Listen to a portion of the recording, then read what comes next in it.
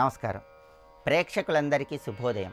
ఈనాటి శుభయోగం శీర్షికన గృహంలో మహిళామణులు జడ వేసుకునేటప్పుడు ఎలాంటి ప్రత్యేకమైన నియమాలు పాటించాలో, జడ వేసుకునేటప్పుడు మహిళామణులు ఎలాంటి నియమాలు పాటిస్తే లక్ష్మీ కటాక్షం కలుగుతుందో, దారిద్ర్య దేవత గృహం నుంచి బయటికి వెళ్ళిపోతుందో పరిశీలిద్దాం. ప్రధానంగా గృహంలో మహిళామణులు జడ వేసుకునేటప్పుడు పూజా మందిరంలో ఎప్పుడూ కూడా జడ వేసుకోకూడదు, వంటగదిలో జడ వేసుకోకూడదు, ఇంటి మధ్య భాగంలో జడ వేసుకోకూడదు. మహిళామణులు ఎప్పుడైనా సరే వాళ్ళ శయన మందిరంలో జడ వేసుకోవాలని ప్రామాణిక గ్రంథాల్లో చెప్పడం జరిగింది.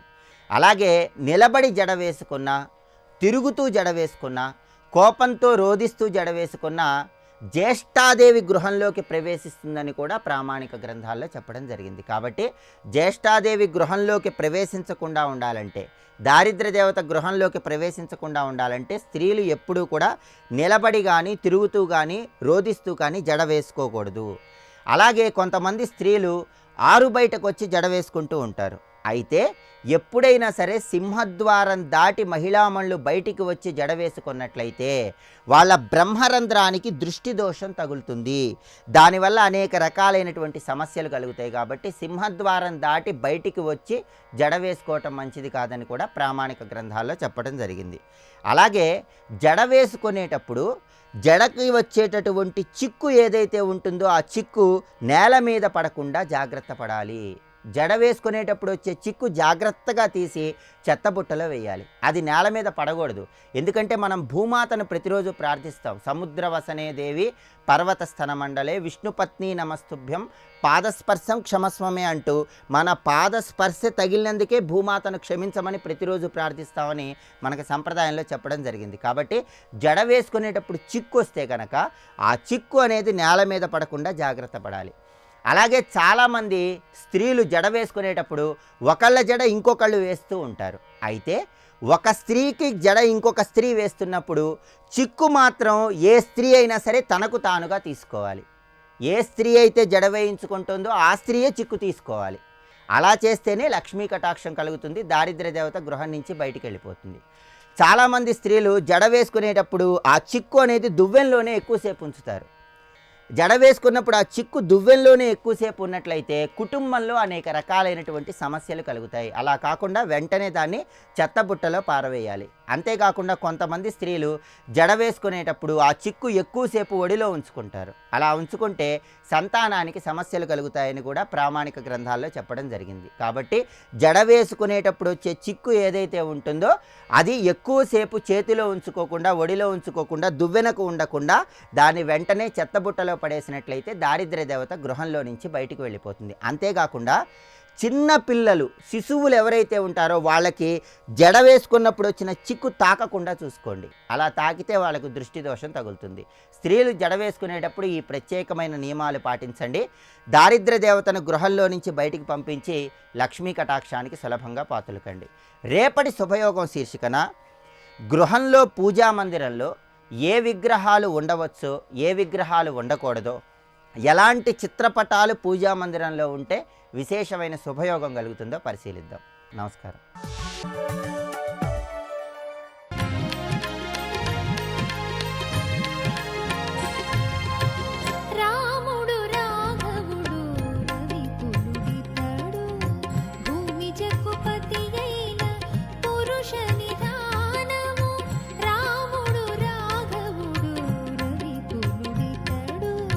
రాముడు లేకపోతే నేను గోదావరిలో ప్రవేశిస్తాను, లేక పిబామ్యహం విషం తీక్ష్ణం ప్రవేక్షామి హుతాసనం, విషం మింగుతాను, నిప్పుల్లో పడతాను. ఈ మాటలంటే ఇంకా నిలబడగలడా లక్ష్మణస్వామి? అందుకు అక్కడి నుంచి కదిలి లక్ష్మణుడు వెళ్ళాడు. రాముడు ముందే వెళ్ళాడు. అదే సమయంలో ఆలస్యం చేయకుండా తొందరగా వద్దామని చాటు నుండి గమనిస్తున్న రాక్షసుడు శ్లక్ష్ణ కాషాయ సంవీత శిఖీ ఛత్రి ఉపానహి వామే చాంసేవ సజ్జాథ శుభే యష్టి కమండులు. ఎడమ చేత్తో దండము, కుడి చేత్తో కమండలము పట్టుకుని కాషాయ వస్త్రములు ధరించి, పాదుకలు వేసుకుని, శిఖ ధరించి, ఛత్రి ఒక గొడుగు వేసుకుని, అది తాటాకులతో చేసిన గొడుగనే భావించాలి మనం, అది వేసుకుని పరివ్రాజక రూపేణ వైదేహీం సముపాగమత్ ఒక పరివిరాజక రూపంలో, ఒక భిక్షుక రూపంతో వచ్చాడు అక్కడికి రావణాసురుడు. సపాపో భవ్య రూపేణ తృణైకూపైవావృత, గడ్డితో కప్పి నుయ్యిలా ఉన్నట్టండి ఇక్కడ. అంటే ఆ ప్రచ్ఛన్నం, వాడు ఆ వేషం వేసిన అసలు దుర్మార్గుడిది. అతిష్ఠత్ ప్రేక్ష వైదేహిం రామపత్నిం యశస్విని, ఆ రామపత్నితో మాట్లాడుతున్నాడు. కాత్వం కాంచన వర్ణాభే పీతకౌశేయవాసిని, నువ్వు ఎవరు, ఈ అడవిలో ఇలా నువ్వు ఇక్కడ ఉండడంలో కారణమేమిటి, నువ్వు దేవతవా గంధర్వకాంతవా, ఇలాంటి రూపం ఎక్కడా చూడలేదు. ఈ శ్లోకములు అక్కడ శూర్పణఖ సీతమ్మను వర్ణించినప్పుడు అంత గొప్పగా చెప్తున్న శ్లోకాలు యథాతథంగా పెట్టాడండి. అంటే ఈయన వాక్యములని శూర్పణఖ చెప్పగా విని అవే ఇక్కడ వల్ల వేస్తున్నట్టుగా, నైవం రూపా మయా నారీ దుష్టపూర్వ మహీతలే, ఇలాంటి స్త్రీని ఇంతవరకు భూమి యందు నేను చూడలేదు అని, ఎవరు నువ్వు ఏమిటి అని అడిగితే, ద్విజాతి వేషేణ సమీక్ష మైథిలీ సమాగతం పాత్ర కుసుంభ దారిణం, చూడ్డానికి ద్విజాతి రూపంలో వచ్చాడు కనుక గౌరవంగా ఆ తల్లి తన గృహిణీ ధర్మాన్ని అనుసరించి, ఇయం వృషి బ్రాహ్మణ కామమాస్యతాం, ఇలా రావయ్యా ఇక్కడ కూర్చోని అక్కడ ఆసనం చూపించి అతనికి ఇవ్వవలసినటువంటి అతిథి మర్యాదలు ఇస్తూ అతను అడిగిన ప్రశ్నలకి సమాధానం చెప్తోందట. ఎందుకంటే బ్రాహ్మణశ్చాతిదిశ్చాయం అముక్తో హి శపేతమాం, ఇతను అడిగిన వాడికి సమాధానం చెప్పకపోతే చెప్పిస్తాడేమోనని ఆమె ఇది ధ్యాత్వా ముహూర్తంతు సీతావచనమబ్రవీత్. అక్కడ సీతమ్మ మొత్తం రామచంద్రమూర్తి దశరథపుత్రుడు ఏ విధంగా ధర్మబద్ధుడై వచ్చాడు, అలాగా ఆయన ధర్మబద్ధుడై బయలుదేరినప్పుడు రామచంద్రమూర్తి వయస్సు అంతా చెప్తోంది ఇక్కడ. మమ భర్త మహాతేజ వయసా పంచవింశక అష్టాదశి వర్షాన్ని మమ జన్మని గణ్యతే. రాముడు వనవాసానికి బయలుదేరినప్పుడు ఆయన వయస్సు 27 ఏళ్ళు, నా వయస్సు 18 ఏళ్ళు అని చెప్పిందని ఇక్కడ. మొత్తాన్ని అంతా చెప్పి మేము ఇక్కడ ఇలా ఉన్నాము, ఒక ధర్మాన్ని సత్యాన్ని అనుసరిస్తూ నా భర్త ఇక్కడున్నాడు, ఇప్పుడు వేటకై తమ్ముడితో సహా వెళ్ళాడు, కాసేపట్లో వస్తారు, అందుకే చూస్తూ ఉన్నాను, కాసేపు కూర్చోండి ఆయన వస్తారని చెప్పింది. వేటకు వెళ్ళాడు, నిజంగా అదే కదా నిజం. పైగా ఇంకొక మాట, మీరు నన్ను అడిగారు మీ నామం ఏమిటి, గోత్రం ఏమిటి, అసలు మీరు ఒక్కరూ అడవిలో ఎందుకు తిరుగుతున్నారు, నిజంగా గొప్పగా ప్రశ్నించింది. రాజనీతిజ్ఞురాలు కదా, చాలా గట్టిగా. ఏకశ్చ దండకారణ్యే కిమర్థం చరసిద్ధిజ సత్వం నామచ గోత్రంచ కులం చాచక్ష్వతత్వత, ఉన్నట్లుగా మీరేమిటో చెప్పండి అంటే, అప్పుడు ఆయన తన యొక్క రూపాన్ని చూపించకుండా విషయం చెప్పాడు. నేనెవరిని అడిగేవా, నా పేరు అడిగేవా, చెప్తాను విను. ఏన విత్రాసితా లోక, ఎంత పొగరు కాకపోతే ఇలా పరిచయం చేసుకుంటాడండి ఎవడైనా. ఏన విత్రాసితా లోకా సదేవాసుర పన్నగా అహంతు రావణో నామ సీతే రక్షో గణేశ్వర, ఎవడు పేరు చెప్తే సర్వలోకములు గడగడలాడుతాయో ఆ రావణుణ్ణి నేను అని. ఎందుకు రావణుడిని చెప్తే సరిపోతుందిగా, ముందు ఆ ఇంట్రొడక్షన్ అలా చెప్తున్నాడు ఇక్కడ. అంటే ఆవిడ కూడా సరే గడగడ వరకాలి. అందుకు ఏన విత్రాసితా లోక, ఎవడు పేరు చెప్తే సర్వలోకములు గడగడలాడుతాయో ఆ రావణుణ్ణి నేను అని చెప్పి, నువ్వు అద్భుతమైనటువంటి శరీరం కలదానువు, స్వరూపం కలదానువు, అలాంటిది కేవలం ఒక వనచరుడుగా తిరుగుతున్నటువంటి వనవాసితో ఏముంటావు, ఏమి సుఖం ఉంది చెప్పు నీకు ఇక్కడ, నాతో రా, ఆ లంకలో నాతో పాటు ఆ దివ్యమైన వనాల్లో విహరించు, ఈ అడవుల్లో కాదు నా ఉద్యానవనాల్లో విహరించు. తత్ర సీతే మయా సార్థం వనేషు విహరిష్యసి నచస్య అరణ్యవాసస్య స్పృహిష్యసి భామిని, ఇంకా అరణ్య శోభలు నీకు ఆనవు, అలాంటివి అక్కడ ఉంటాయి. పైగా మొత్తం నా దగ్గర ఉన్నటువంటి 5000 స్త్రీలు ఉన్నారు నాకు, వాళ్ళందరూ కూడా పంచదాస్య సహస్రాన్ని సర్వాభరణ భూషిత, వాళ్ళు సర్వాలంకారములు ధరించి నీకు ఊడిగం చేస్తారు, నువ్వు నాకు భార్యవైతే అని చెప్పగానే అప్పుడు సీతమ్మ మాట్లాడుతుంది. ఇక్కడ సీతమ్మ మాటలు చూడాలి, నిజంగా ఆవిడకి భయము బెంగ ఉందా, ఈవిడైనా లక్ష్మణుడితో అలా మాట్లాడింది అనిపిస్తుంది. ఎంత ధీరంగా మాట్లాడుతుందో చూడండి. పూర్ణచంద్రాననం రామం రాజసత్వం జితేంద్రియం పృథుకీర్తిం మహాత్మానం అహం రామమనువ్రత. రాముడు అనగానే విశేషణ లేకుండా సీతమ్మ మాట్లాడుతుందండి. పూర్ణచంద్రుని వంటి వదనం కలవాడు, మహాబల సంపన్నుడు, జితేంద్రియుడు, గొప్ప కీర్తి కలిగిన మహాత్ముడు, రాముని యొక్క పతివ్రతం నేను. అలాంటి నన్ను నువ్వు కోరుకోను ఎలాంటిదంటే, ఒక ఆడసింహాన్ని ఒక నక్క కోరుకున్నట్టున్నది సుమానది. త్వం పునర్జంబుక సింహీ మామిచ్చసి సుదుర్లభాం నాహం శక్యా త్వయా స్పృష్టం. నువ్వు నన్ను ముట్టుకోలేవు కూడా, ఎందుకంటే సూర్యుని కాంతిని ఎలా ముట్టలేరు, నువ్వు నన్ను అలా ముట్టలేవు. పైగా క్షుధితస్య సింహస్య మృగశత్రోస్తరస్విన ఆశీవిషస్య చ వదనా దంష్ట్రా మాదాతుమిచ్చసి. నోరు తెరిచి ఆకలిగొన్న సింహం నోట్లో వేళ్ళు పెట్టి కోరలాగడం ఎలాంటిదో నువ్వు చేస్తున్న ప్రయత్నం అలాంటిది, నువ్వు మిగలవ జాగ్రత్త. పైగా అక్షి సూచ్యా ప్రమృజసి, సూదితో కళ్ళు తుడుచుకోవడం లాంటి పని నువ్వు నన్ను తీసుకెళ్దామంటే, పైగా జిహ్వయా లేక్షి చక్షురం, ఒక పదునైనటువంటి కత్తిని నాలుకతో నాకడం లాంటిది అన్నది, అంటే నాలుగు మిగలదు నువ్వు చేస్తున్న పని. రాఘవస్య ప్రియాం భార్యాం యోధిగం త్వమిచ్చసి, ఇక్కడ చాలా అద్భుతమైన మాటలు చాలా ఇక్కడ చెప్పబడుతుంది. ఇది అగ్నిని వస్త్రంతో మూట కట్టడం ఎంత భయంకరమైన ప్రయత్నమో, నన్ను అపహరించడం కూడా అటువంటిదే. అగ్నిని వస్త్రంతో మూట కట్టగలవా, నన్ను అపహరించగలవా? అగ్నిని వస్త్రంతో మూట కట్టే ప్రయత్నం చేస్తా, తగలడిపోతావు, జాగ్రత్త. మాట చెప్పడంలో విశేషం. పైగా రాముడి గురించి నువ్వు మాట్లాడతావా? రాముడికి నీకు ఎంత అంతరం ఉందో చెప్తున్నాను విను. యదంతరం సింహ శృగాలయోర్వనే యదంతరం స్యంది వికాసం స్యందనికా సముద్రయో సురాగ్ర సౌవీరకయోర్ తదంతరం వై తవ రాఘవస్య చ. నీకు రాముడికి ఎంత తేడా ఉందో చెప్తున్నాను. సింహానికి నక్కకి ఎంత తేడా ఉందో రామునికి నీకు అంత తేడా ఉంది. రాముడు సింహం వంటివాడు, నువ్వు నక్క లాంటి వాడవు. పైగా రాముడు సముద్రం వంటివాడు, నువ్వు ఒక పిల్ల కాలువ వంటివాడు. అదే రాముడు అమృతం వంటివాడు, నువ్వు బియ్యపు కొడుగు నీళ్ల వంటివాడు. అద్భుతమైన మాట అది. అదే సురాగ్ర్య సౌవీరకయోరి అదంతరం అనే మాటకి ఇది. అమృతం ఎక్కడ, బియ్యం కడిగే నీళ్ళు ఎక్కడ? రాముడు అమృతం వంటివాడు. ఇలా అనేక విషయములు ఉన్నాయి. కాంచన సీసలోహయో, రాముడు బంగారం వంటివాడు, నువ్వు సీసం లాంటివాడు. రాముడు చందనం వంటివాడు, నువ్వు బురద వంటివాడివి. రాముడు మధించిన ఏనుగు వంటివాడు, నువ్వు పిల్లి వంటివాడివి. హస్తి బిడాలయోర్వని, ఈ మాటలన్నీ మాట్లాడుతుంటే వాయస వైనతేయో, రాముడు గరుత్మంతుడు, నువ్వు కాకివి. నిజంగా ఎంత ధైర్యంగా మాట్లాడుతుండండి వాడు. యానవిత్రాసిత లోకాహని అంత పకడ్బందీగా బడాయిగా పరిచయం చేసుకుంటే సీతమ్మ వాడు నక్కతోనూ బురద నీళ్లతోనూ బియ్యపు కొడుకు నీళ్లతోనూ ఎలా పోల్చి మాట్లాడుతుందంటే ఆవిడ ధీరత్వానికి నమస్కారం అండి. అలా మాట్లాడుతుంది. దానితో మహా కోపోద్రిక్తుడయ్యాడు ఈయన ఆ మాటలకి. కానీ సీతాయా వచనం శ్రుత్వా దశగ్రీవ ప్రతాపవాన్ హస్తే హస్తం సమాహత్య చకార సుమహద్వపు, చేతి మీద వేసుకుని తన అసలు భయంకర రూపాన్ని ఒక్కసారి చూపించట. చూపించి అప్పుడు చెప్తున్నాడు, సజ్జ సౌమ్యం పరిత్యజ్య భిక్షురూపం సరావణ సంరూపం కాలరూపాభం భేజే వైశ్రవణానుజ. భయంకరమైన రూపాన్ని అక్కడ ప్రకటిస్తూ కైర్గుణైరనురక్తాస మూఢే పండితమానిని యస్త్రియా వచనాద్రాజ్యం విహాయ ససుహృజ్జనం. ఒక్కసారిగా ఆమె లోపలికి వెళ్ళబోతుంటే జుట్టు పట్టి లాగెట్టాడు. ఇక్కడ జగ్రాహ రావణ సీతాం బుదఖే రోహిణీమివ వామేన సీతాం పద్మాక్షీం మూర్ధజేషు కరేణ సఖ ఊర్వోస్తు దక్షిణేనైవ పరిజగ్రాహ పాణిన. ఎడంచేత్తో జుట్టులాగి ఎత్తి భుజాన వేసుకుని అక్కడి నుంచి తీసుకొస్తున్నాడు. ఆమె విలవిలలాడుతూ రామేతి సీత దుఃఖార్త రామం దూరగతం అనే రామా నరవడం మొదలుపెట్టింది. ఆ సమయంలో బహు పర్యాయాలు రామా రామా అంటూ హా లక్ష్మణ మహాబాహో గురుచిత్త ప్రసాదక, ఓ లక్ష్మణ రామ, నన్ను అపహరించుకుని రాక్షసుడు తీసుకువెళ్తున్నాడు చూడరా అని దుఃఖిస్తున్నది.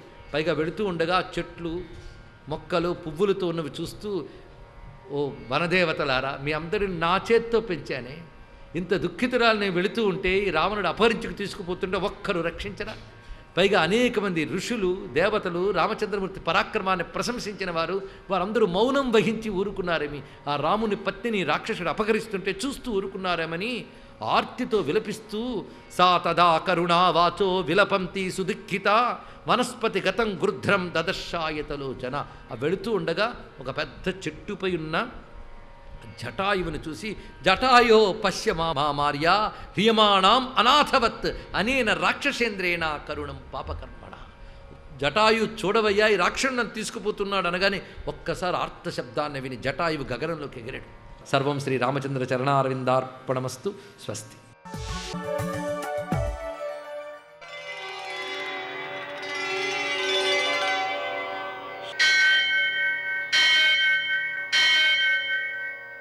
సహస్రశీరుషం దేవం విశ్వాక్షం విశ్వశంభువం విశ్వం నారాయణం దేవమక్షరం పరమం పదం విశ్వతః పరమాం నిత్యం విశ్వం నారాయణగుం హరిం విశ్వమేవేదం పురుషస్తద్విశ్వముపజీవతి పతిం విశ్వస్యాత్మేశ్వరం శాశ్వతగుం శివమచ్యుతం నారాయణం మహాజ్ఞేయం విశ్వాత్మానం పరాయణం.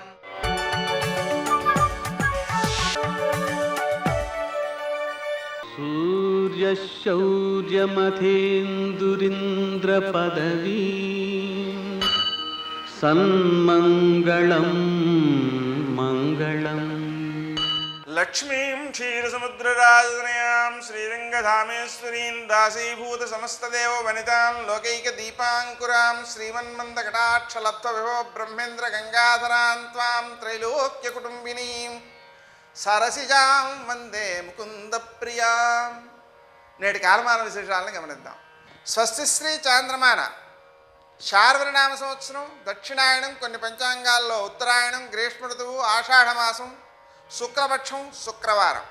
సూర్యోదయం 5:49 సూర్యాస్తమయం 6:50 తిథి త్రయోదశి మధ్యాహ్నం 1:18 వరకు. నక్షత్రం జ్యేష్ఠ రాత్రి 12:09 వరకు. వర్జం ఉదయం 6:34 నుంచి 8:06 వరకు. దుర్ముహూర్తం ఉదయం 8:25 నుంచి 9:17 వరకు. మరల మధ్యాహ్నం 12:46 నుంచి 1:35 వరకు. అమృతకాలం మధ్యాహ్నం 3:44 నుంచి 5:16 వరకు. రాహుకాలం శుక్రవారం కాబట్టి ఉదయం 10:30 నుంచి 12 గంటల వరకు. అష్టకవరకు రీత్యా శుభప్రదమైన సమయం మధ్యాహ్నం 2 గంటలకి. నేటి విశేషం శుక్రవారం. శుక్రవారం రోజున మనం లక్ష్మీ అష్టోత్తర శతనామ స్తోత్రాన్ని 108 సార్లు పారాయణ చేయడం వలన దారిద్ర్య ధ్వంసనం నామ స్తోత్రమంబాపరం శతం. దీనికి పేరే దారిద్ర్య ధ్వంసన స్తోత్రము అని. కాబట్టి మనకు సంపద అనుభవయోగ్యమై పుష్కలంగా సిద్ధిస్తుంది.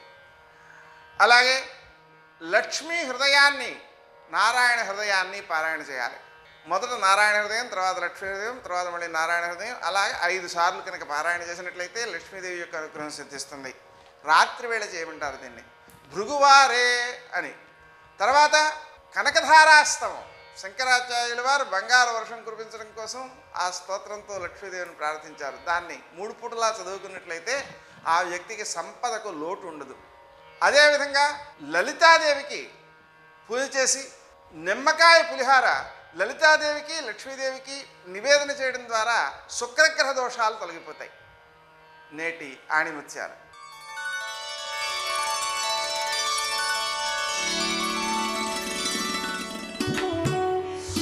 మన సంభాషణల్లో అబద్ధాలు, అపశబ్దాలు, అసభ్య పదాలు, అహంకారపు మాటలు దొరలకూడదు.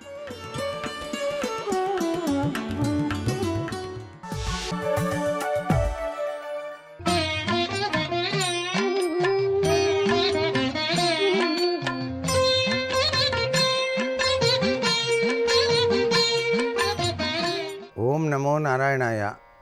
ఓం నమః శివాయ. శ్రీమాత్రే నమః. ఈరోజు శుక్రవారం.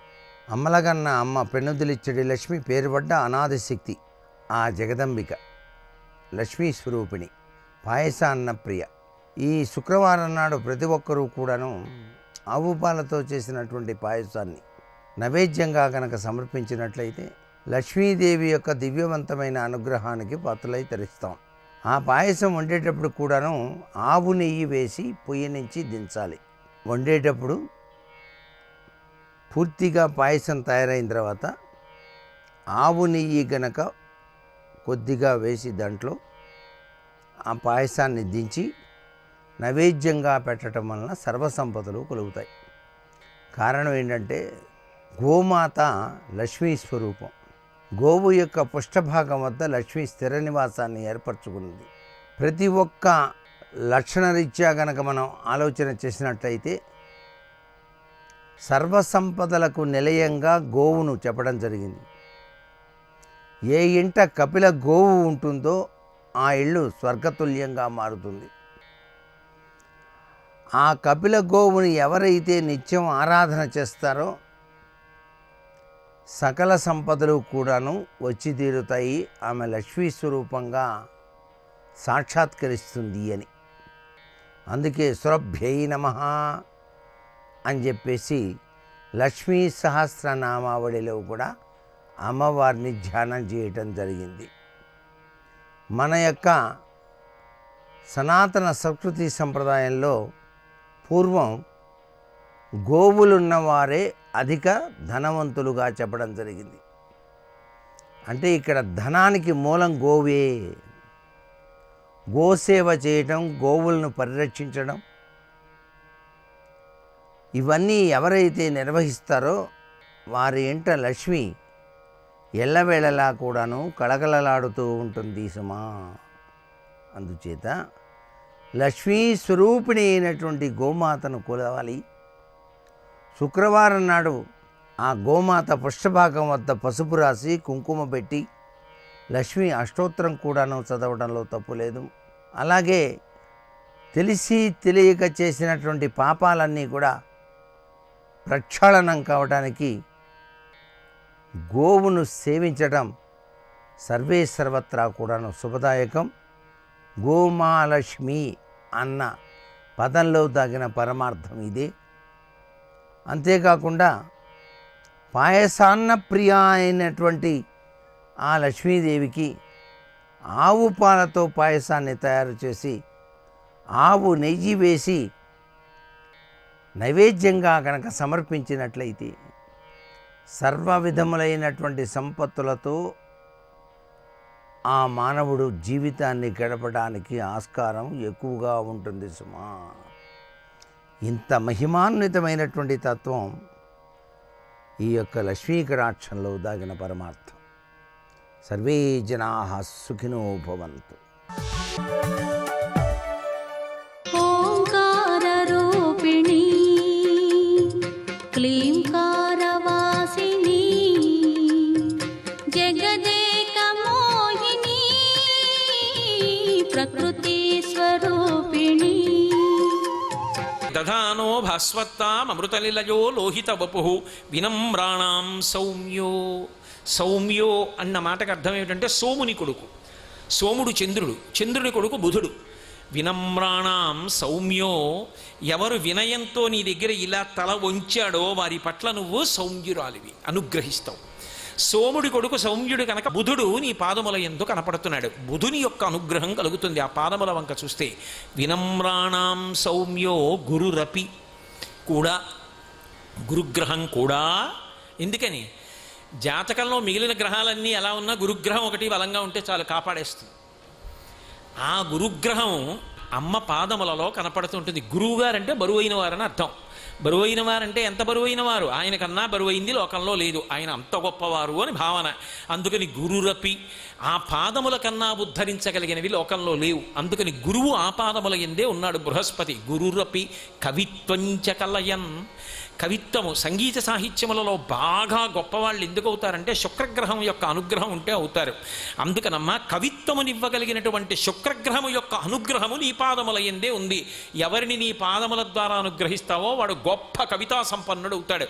అందుకే కదా శంకరాచార్యులు వారు కదాకాలే మాత కదయ కలిత లక్తకరసం పిబేయం విద్యార్థి తవ చరణ నిర్మీజన జలం ప్రకృత్యా మూకా నామపి చ కవిత కారణతయా కథా దత్తే వాణి ముఖ కమల సాంబూల రసతాం అంటారు.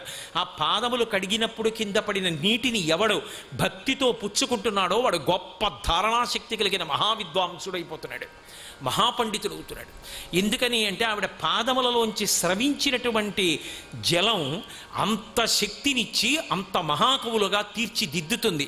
శరజ్యోత్సన శుద్ధాం శశియుత జటాజూట మకుటాం వరత్రాసత్రాణ స్ఫటిక గుటికా పుస్తకరాం సకుర్ణత్వా నత్వా కదమివ సతాం సన్నిధదతే మధుక్షీరద్రాక్షా మధురి మధురీణా పణితయః. తేనె, పాలు, ద్రాక్షపండు ఎంత తొందరగా జీర్ణం అవుతాయో అంత బాగా అర్థమయ్యేటట్టుగా శాస్త్రమును చెప్పగలిగినటువంటి వాక్ పటిమ ఆ తల్లి యొక్క పాదముల అనుగ్రహమును పొందినవాడు పొందుతున్నాడు. కాబట్టి గురురపి కవిత్వంచ కలయం, శుక్రగ్రహం యొక్క అనుగ్రహం నీ పాదములలోంచే వస్తోంది. ఎంతమందిని అనుగ్రహించింది మూకాంబిక దక్షిణ దేశంలో. కాబట్టి గురురపి కవిత్వంచ కలయన్ గతౌ మందో. అమ్మవారు నడిచిందనుకోండి గబగబా నడవదు. మరాళీ మందగమన, హంస ఎలా నడుస్తుందో అలా నడుస్తుంది. సీతమ్మ అరణ్యవాసానికి వెళ్ళిన తర్వాత హంసలన్నీ వెళ్ళి ఓ మూల పడుకున్నాయిట. ఎవడో వెళ్ళి అడిగట్టే, ఏమీ మీరు రోజు పనున్నా లేకపోయినా మాలా నడిచేవాళ్ళు లేడు, హంస నడకలంటారని తిరుగుతుండేవారు కదా వయ్యారంగా, తిరగడం మానేసి అందరూ కట్టకట్టుకుని అలా పడుకున్నారే అని అడిగారట. ఏం చెప్పమంటారు, నిన్నటి వరకు మా నడకల ప్రశస్తి, నిన్ననే అరణ్యంలోకి ఎవరో ఒక స్త్రీ వచ్చింది, ఆవిడ నడకలు చూస్తే మా నడకలు ఏ పాటి నడకలని సిగ్గేసి నడవడం మానేసి ఓ మూల పడుకున్నామన్నాయి. సీతమ్మ నడకంటే సాక్షాత్తు జగదమ్మ నడక, హంస కన్నా గొప్పగా నడుస్తుంది. అందుకే కుంజర గమని హంసగామిని మరాళి మందగమన అని పేరు. మెల్లగా నడుస్తుంది. గ్రహాలన్నింటిలోకి మందంగా నడిచేవాడు ఎవరంటే శనీశ్వరుడు. శనైహి శనైహి చరహ, శనీశ్వరుడు కాదు శనైశ్వరుడు. మెల్లగా నడుస్తాడు. కాబట్టి అమ్మా నీ మెల్లనైన నడకలో శనైశ్వర గ్రహం ఉంది. గతౌ మందో గంగాధర మహిషి కామాక్షి భజతాం. గంగాధరుని యొక్క ఇల్లాలా ఓ కామాక్షి నిన్ను భజిస్తున్నాను. తమ కేతుర్మాత, రాహువు అని పేరు పెట్టకుండా రాహువు యొక్క విషయాన్ని చెప్పింది మూకశంకరులు ఈ ఒక్క గ్రహం విషయంలోనే. తమహ అంటే చీకటి, రాహువు చీకటికి ప్రఖ్యాతి, అందుకని చీకటితో సంకేతిస్తారు. అందుకని రాహుగ్రహం ఎక్కడో లేదమ్మా, నీ పాదముల దగ్గరే సన్నిధానమై ఉన్నది. నీ పాదములు పట్టుకున్న వాడిని రాహువు ఏం చెయ్యడు. ఇప్పటికీ పెద్దలు మాట చెప్తారు, రాహుగ్రహం యొక్క పీడ పొందిన వారు ఉత్తరక్షణ ఉపశాంతి పొందాలి అంటే శ్రీకాళహస్తిలో జ్ఞానప్రసూనాంబ పెట్టుకున్న సర్పవడ్డాణం చూస్తే చాలంటారు. ఆ సర్పవడ్డాణం వంక చూస్తే రాహువు అనుగ్రహిస్తాడు అని. కాబట్టి తల్లి నువ్వు తమ కేతుర్మాత, తమ కేతు అంటే చీకటిని పోగొట్టగలిగినటువంటి వెలుగు. ఆ కేతుగ్రహం నీ పాదములలోనే కనపడుతోంది, ఆ వెలుగు నీ పాదములలోనే కనపడుతోంది. కాబట్టి తమ కేతుర్మాత తవ చరణ పద్మో విజయతే. నీ పాదములు సర్వత్రా విజయమును పొంది ఉన్నాయి. అటువంటి నీ పాదముల యందు నవగ్రహములు నాకు కనపడుతున్నాయి. అమ్మవారి పాదములలో 9 గ్రహముల యొక్క స్వభావమును ఎవడు చూస్తున్నాడో ఆ గ్రహములు ఉత్తమ ఫలితములను ఇస్తాయి. ఉదాహరణకి సూర్యుడు ఉన్నాడు అనుకోండి, ఆరోగ్యం ఇస్తాడు. ఆరోగ్యం ఇవ్వాలి అంటే ఆరోగ్యం భాస్కరాది చేత్. అమ్మవారి పాదముల వంక చూసి ఈ శ్లోకం చదివిన వాడికి అమ్మవారు ఆరోగ్యం ఇస్తుంది, సూర్యానుగ్రహం కలుగుతుంది. చంద్రుడు ఉన్నాడనుకోండి, మనసు అస్తమానం కదిలిపోకుండా నిలబెట్టగలిగినటువంటి బుద్ధి ప్రజ్ఞ పొందుతాడు. బుధుడు ఉన్నాడనుకోండి, లెక్క ఖచ్చితంగా కట్టుకుంటాడు. ఈ అడుగు తీసి అడుగేస్తే ఇలా జరగచ్చు అని లెక్క కడతాడు. బాహ్యంలో వ్యాపారం కూడా ఆయన చేతుల్లోనే ఉంటుంది. అంగారకుడు ఉన్నాడనుకోండి, శత్రుభీతి, శత్రువుని పడగొట్టడం, ఈ రెండూ కూడా అంగారకుడు వైపు నుంచి ప్రమాదాలకు కూడా ఆయనే కారణం. కాబట్టి అది తొలగించాలంటే అమ్మవారి వంక చూసి లోహితవపుహు, ఆ ఎర్రతనాన్ని చూస్తే అంగారకుడు జాగ్రత్త పడతాడు. అమ్మవారి పాదములలో నన్ను చూశాడు కాబట్టి నేను ఆయన జోలికి వెళ్ళనంటాడు. లోహితవపుహు వినమ్రాణాం సౌమ్యో. ఆ ఎవరైతే బుధుని యొక్క అనుగ్రహాన్ని, చంద్రుడి యొక్క కొడుకు బుధుడు అని నేను మీకు మనవి చేసి ఉన్నాను కదా, సౌమ్యుడైన బుధానుగ్రహాన్ని పొందుతారో వారికి మంచి ప్రజ్ఞాపాఠవములు ఏర్పడతాయి. ఇక గురువు, ఆమె యొక్క పాదములే పెద్ద బరువు, అంటే దాన్ని మించి అనుగ్రహ శక్తి ఇక లోకముల యందు లేదు. అందుకే ఆ పాదముల వంక చూసి నమస్కరించిన వారికి బృహస్పతి అనుగ్రహం కలుగుతుంది. గురువు అనుగ్రహం కలిగిందనుకోండి, అటువంటి వాడికి మంచి ఇల్లు కట్టుకుంటాడు, సంతోషంగా ఉంటాడు, అనుకూలవతి అయిన భార్య కలుగుతుంది, పుత్రపౌత్రాదులు కలుగుతారు. శుక్రానుగ్రహం కలిగిందనుకోండి, అటువంటి వాడు సంగీత సాహిత్యముల యందు చాలా గొప్ప స్థితిని పొందుతాడు. విశేషించి అనుకూలమైనటువంటి దాంపత్యం సిద్ధిస్తుంది. ఇవన్నీ శుక్రగ్రహం యొక్క అనుగ్రహాలు. అలాగే కొన్ని చాలా పాపగ్రహాలు ఉంటాయి. కేతు ఉన్నాడనుకోండి, ఆయన అనుగ్రహించిన నాడు జ్ఞానము, భక్తి, వైరాగ్యము, మోక్షము కూడా ఇచ్చేస్తాడు. కాబట్టి అమ్మవారి పాదముల వంక ఈ గ్రహములను ఆ రంగులలో చూసి చెప్పిన వాడెవరున్నాడో వాడిని గ్రహములు బాధించవు. అందుకే ఈ శ్లోకాన్ని మంత్రం కిందే చెప్తారు పెద్దలు. దీన్ని ప్రతిరోజు పూజలో ఎవరు అనుసంధానం చేస్తారో వాళ్ళకి 9 గ్రహముల యొక్క అనుగ్రహం కలుగుతుంది. ఎందుకంటే గ్రహములకు ఈశ్వరత్వం లేదు, స్వతంత్రమైన నడవడి లేదు. అవి పరమేశ్వరుడికి, పరమేశ్వరికి, వాళ్ళ శాసనానికి ఒడంబడి ఉంటాయి. వాళ్ళు ఎలా చెప్తే అవి అలా ప్రవర్తిస్తాయి. అందుకే శ్రీకాళహస్తిలో కాళహస్తీశ్వరుడికి కవచంగా ఉంటాయి. ఆయన వాడి జోలికి వెళ్ళకు అన్నాడు అనుకోండి, వెళ్ళడానికి వీల్లేదు. అమ్మవారి పాదములలో 9 గ్రహములను చూసి నమస్కరిస్తే అవి కూడా శాంతించవలసిందే. అలా శాంతి పొందినవారు ఎందరో ఉన్నారని ఈ శ్లోకాన్ని ఇప్పటికీ ఉపాసనలో మహామంత్రం కింద పెద్దలు చెప్తారు. అంత గొప్ప శ్లోకం. అయితే మీకు ఒక్క మాట నేను చెప్పవలసి ఉంటుంది. ఇంత శక్తికి కారణం ఎందుకు చెప్తారంటే, శంకరులు సౌందర్యలహరి చేస్తూ ఓ మాట చెప్తారు. హిమానీహం తవ్యం హిమగిరి నివాసైక చతురౌ నిశాయాం నిద్రాణాం నిశచరమ భాగీ చ విశదౌ. వరం లక్ష్మీపాత్రం శ్రియమతి సృజంతౌ సమయినాం సరోజం తత్పాదౌ జనని జయ కశ్చిత్రమిహ కిం అంటారు. అమ్మవారి పాదపద్మాలు పాదపద్మాలు పాదపద్మాలు అంటాం మన ఏదో వ్యావహారికంగా. పద్మము అని ఎందుకంటామంటే ఏదో హస్తారవిందం, పాదారవిందం, ముఖారవిందం, నయనారవిందం అన్నీ అరవిందాలే. అలా అరవిందం అని ఎందుకంటామంటే మన పంచేంద్రియాలు మనసు 6 కలిపి షట్పదమై దాని ఎందు వాలి నిలబడతాయి కాబట్టి పద్మం అంటాం. అయితే అమ్మవారి పాదారవిందములు అంటాం కానీ నిజానికి పద్మాలకి అమ్మవారి యొక్క పాదాలకి పోలిక లేదు. ఎందుకో తెలుసా? హిమానీహంతవ్యం హిమగిరి నివాసైక చతురౌ. ఆ తల్లి హిమవంతుడికి కుమార్తెగా వచ్చింది కాబట్టి హిమవత్ పర్వతం మీద తిరుగుతుంది. పద్మాలు మంచులో తిరుగుతాయా? మంచులో ఉంటాయా? మంచు తగిలితే ముడుచుకుని పడిపోతాయి. మంచు దెబ్బగా పడిపోతాయి పద్మాలు, మంచులో తిరుగుతాయి ఆ పాద పద్మాలు. అంతేకాదు ఆవిడ మెట్టినిల్లు కైలాస పర్వతం. కైలాస పర్వతం కూడా మంచుకి సంబంధించినటువంటి పరిసరాల్లో ఉంది. అత్తవారింటి దగ్గర కూడా అంతే, ఆవిడ తిరుగుతూనే ఉంటుంది. కాబట్టి పద్మానికి అమ్మవారి పాదానికి పోలికేమిటి? మంచు తగిలితే పడిపోయేవి అవి, మంచులో తిరిగేవి ఇవి. కాబట్టి అమ్మ అసలు ఎంత విచిత్రం! హిమానీహంతవ్యం హిమగిరి నివాసైక చతురౌ నిశాయాం నిద్రాణం నిశచరమ భాగీ చ విశదౌ. ఆ పద్మాలు రాత్రి అయితే బజ్జుంటాయి. ఎందుకని? సూర్యాస్తమయం అయిపోయింది అనుకోండి పద్మం ముడుచుకుంటుంది. మళ్ళీ సూర్యుడు వచ్చాడనుకోండి పద్మబాంధవుడు అని సూర్యుడికి పేరు, కుముదబాంధవుడు అని చంద్రుడికి పేరు. పద్మం మళ్ళీ విచ్చుకుంటుంది. రాత్రి పడుకునేవి పద్మాలు, పగలు విచ్చుకునేవి పద్మాలు. అమ్మవారి పాదాలు రాత్రి పగలు పడుకోవడాలు లేవడాలు ఉండవు, ఎప్పుడైనా ఆదుకోవడానికి సిద్ధంగా ఉంటాయి.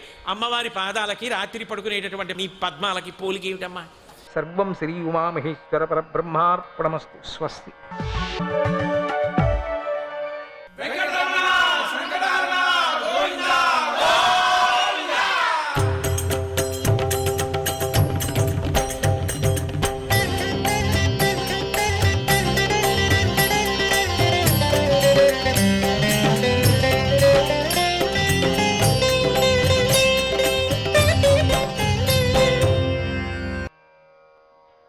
అన్నీ లెక్క ప్రకారం ఉన్నాయిలేండి. చివరికి చిన్న గొలుసు ఇవ్వాలో పెద్ద గొలుసు ఇవ్వాలో కూడా నాకు తెలుసు. అంతా వ్రాసుకున్నాను, దాని ప్రకారమే అన్నీ తీసుకొచ్చి పెడతానులేండి అని. ఇక మీరు చింత వదిలేసి హాయిగా మీరు ఉండండి. అసలే బంగారం, నేను జాగ్రత్త చూసుకుంటాను, నాకు జాగ్రత్తగా నేను వచ్చేటట్టు మళ్ళీ చూసుకుంటాను అంటూ అక్కడి నుండి వెళ్ళిపోయాడు. అప్పుడు శ్రీనివాసుడు అమ్మయ్య, పనులు నియామకం బాగా అయిపోయింది, నియమించాడు, అటువంటి యొక్క భాగాల్లో చాలా బాగా అయిపోయింది. వచ్చిన వారందరికీ మంచినీళ్ళు ఇచ్చి గొంతు తడపాలి కదా ఫస్ట్. అదెవరు చూసుకుంటారు అంటే ప్రతి చిన్న పని పరమాత్ముడు గమనిస్తున్నాడు అనటానికి ఇదొక సాక్షి. మామూలుగా యజమాని అయిన వాడు చిన్న పనిని దేన్ని గమనించడు. స్వామి నేను ఆ పని మీదే ఉన్నానంటూ వరుణదేవుడు వచ్చాడు అంటే వరుణుడే వచ్చి మంచినీళ్ళు ఇచ్చాడు. సుగంధ ద్రవ్యాలు వాయుదేవుడే వచ్చాడు, వంటకు అగ్నిదేవుడే వచ్చాడు, పంచభూతాలన్నీ అవంతకవే వచ్చాయి. చూడండి, అక్కడ ఎవరో వస్తున్నారు, వారికి నీళ్లు కావాలేమో. అక్కడ ఉండేటువంటి ఆ కైలాసమే కదిలొచ్చింది. తర్వాత స్వామి దీపం పట్టుకునే బాధ్యత చంద్రుడిది అన్నారు. అంటే చిన్న చిన్న పని కూడా గమనించేశాడు ఆయన. ఏంటి, ఆయన పెండ్లికి ఆయనే పాపం పెద్ద. అలాగే దేవా నేనున్నాను కదా అన్నాడు చంద్రుడు, నేను పట్టుకుంటాను కదా అని. స్వామి చెప్పే లోపలే ఆ పాత్రను శుద్ధి చేసే బాధ్యత మాది అంటూ వసువులు వాళ్ళంతా పక్కకు వచ్చేసారు. ఆ తక్షణమే అవన్నీ పట్టుకున్నారు, ఆ పాత్రలంతా కడిగేది. ఇప్పుడు పెద్ద పని ఒకటి వచ్చి పడింది. పెళ్లి మధ్యలో కొందరు అల్లరి చేస్తూ చిందులు వేస్తూ ఉంటారు, వారిని అదుపులో పెట్టాలి, ఆ బాధ్యత ఎవరు తీసుకుంటారు అన్నాడు శ్రీనివాసుడు. మామూలుగా అల్లరి చేస్తుంటారు, నాకు అది అందలేదని అల్లరి చేస్తుంటారు, నాకు ఇది అందిందని చేస్తుంటారు. ఇట్లా వాళ్ళందరినీ సరిచేసేవాళ్ళు ఎవరు? యముడు ఎంతో భక్తితో ముందుకు వచ్చి, దేవా ఆ పని నాకే ఇవ్వండి, నేను చేసుకుంటానులేండి. యముడు నిల్చొని కట్టె పెట్టుకొని యముడు నిల్చుంటే సభలో ఏముంటారు చెప్పండి. మరి శ్రీనివాస్ కళ్యాణానికి చూసి వచ్చినటువంటి సంతోషంగా వచ్చిన అల్లరి చేసేవాళ్ళంతా డబక్క, ఎవరు ఏం మాట్లాడటం లేదు. ఎంత బుద్ధిగా కూర్చున్నారు. మా జన్మలో ఇంత బుద్ధిగా కూర్చుంది ఇప్పుడే అని కూర్చున్నారు, బిగపట్టుకొని కూర్చున్నారు, పరిగెత్తిపోవాలని చెప్పేసి. దేవా ఆ పని నాకేయండి అని చెప్పి లేచినటువంటి యముడిని చూసి అందరూ సంతోషపడ్డారు. కానీ కొంతమందికి మాత్రం గుండెలు దడదడ దడదడ దడదడ, ఎవరికేమొస్తుందో తెలీదు. ఒకటే పారి ఒక కట్టెతో ఆ పాశంతోనే తీసుకుపోతానని చెప్పాడు, అది వేరే. అందుకని ఎందుకులే మనకెందుకులే. శ్రీనివాసుడు సరేనయ్యా నీ ఇష్టమయ్యా, కానీ జాగ్రత్తగా ఉండవయ్యా, చాలామందిని తక్కువ చేయవద్దయ్యా, ఇక్కడ చాలామంది వచ్చారు, ఎంచుకున్నా నేను, సంఖ్య తక్కువ చేయొద్దయ్యా, జాగ్రత్తగా ఉండు అని చెప్పి. నీ ఇష్టాన్ని నేను ఎందుకు కాదనాలి, ఆ పని నువ్వు చేయి పర్వాలేదు అంటే, స్వామి నేను చూసుకుంటాలేండి వదిలేసండి అని మిగిలిన విషయాలు చర్చించడానికి బ్రహ్మదేవుడి దగ్గరికి వెళ్ళారు అందరు కూడా. ఇక మిగతాది ఎప్పుడెప్పుడు ఏమేమి జరగాల, ఎక్కడెక్కడ జరగాలి, ఎక్కడెక్కడ ఏమేమి శాస్త్రం జరగాల, ఎవరెవరికి ఏమేమి ఇవ్వాలా అనేది కూడా వాళ్ళకి తెలియదు కదా. అది బ్రహ్మదేవుడి దగ్గరికి వెళ్ళి చర్చించుకుంటున్నారు వాళ్ళంతా కూడా. ఆ స్వామి వెళ్ళేటప్పుడు, వీళ్ళందరూ వెళ్ళేటప్పుడు ఆ స్వామినే ప్రార్థించుకుంటూ వెళ్ళారు.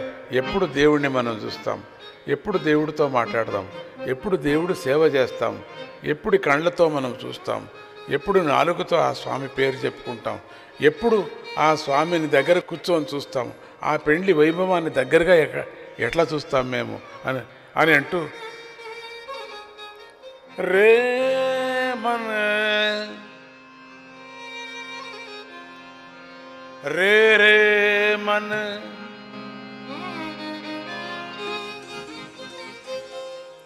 झूमत गावो हरि के गुण, झूमत गावो हरि के गुण, झूमत गावो हरि के गुण, झूमत गावो हरि के गुण, रे मन रे मन, झूमत गावो हरि के गुण, रे मन रे मन, झूमत गावो हरि के गुण, हरि के गुण,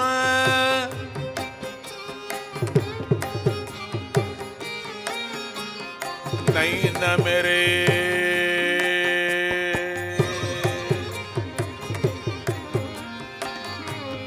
नैन मेरे तरस रखे पाने को श्री हरि दर्शन, नयन मेरे तरस रहे पाने को श्री हरि दर्शन, नैन मेरे तरस रखे पाने को श्री हरि दर्शन, नयन मेरे तरस रहे पाने को श्री हरि दर्शन, श्रवण मेरे तरस रखे, श्रवण मेरे तरस रहे सुनने को श्री हरि कीर्तन, सुनने को श्री हरि कीर्तन, रे मन झूमत गावो हरि के गुण, रे मन झूमत गावो हरि के गुण,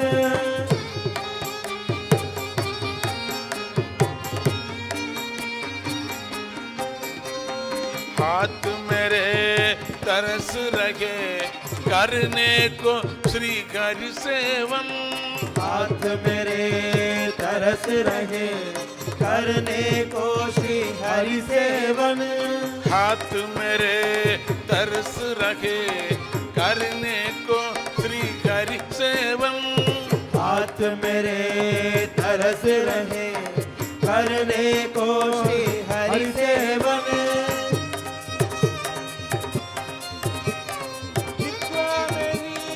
तरस रखे जिह्वा मेरी तरस रहे करने को हरि नाम स्मरण, करने को हरि नाम स्मरण, नाम स्मरण, हरि नाम स्मरण, हरि नाम स्मरण, हरि नाम स्मरण,